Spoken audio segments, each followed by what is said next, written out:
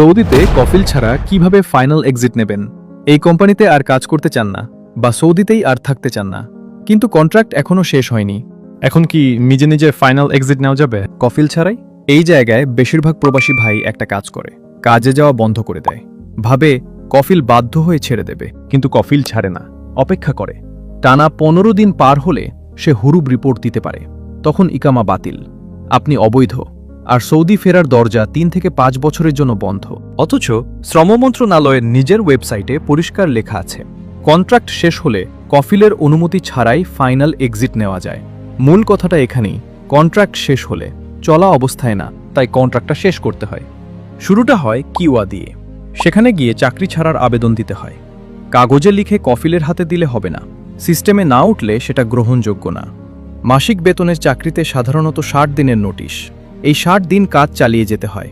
এখানেই বেশিরভাগ মানুষ ধৈর্য হারায়, অথচ এই 60 দিনই আপনাকে বৈধ রাখে। নোটিশ শেষ, কন্ট্রাক্ট শেষ, এবার অ্যাপসার থেকে নিজেই ফাইনাল এক্সিটের আবেদন করতে পারবেন।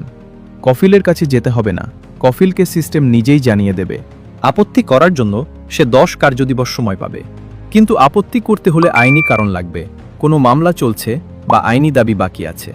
আমি দেব না, এটা আইনি কারণ না, এই কথায় কিছু আটকায় না। তবে দুটো শর্ত আছে। 1, কিওয়াতে আপনার কন্ট্রাক্ট রেজিস্টার্ড থাকতে হবে।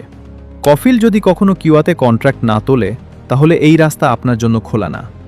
2, সব বকেয়া মেটানো থাকতে হবে, ট্রাফিক জরিমানা, ইকামার জরিমানা, যে কোনো মামলা, এগুলো বাকি থাকলে ফাইনাল এক্সিট ইস্যু হবে না। তাই পুরো ব্যাপারটা দাঁড়ায় 3টা ধাপে: কিওয়াতে চাকরি ছাড়ার আবেদন, নোটিশের সময় শেষ করা, তারপর অ্যাবসার থেকে ফাইনাল এক্সিট।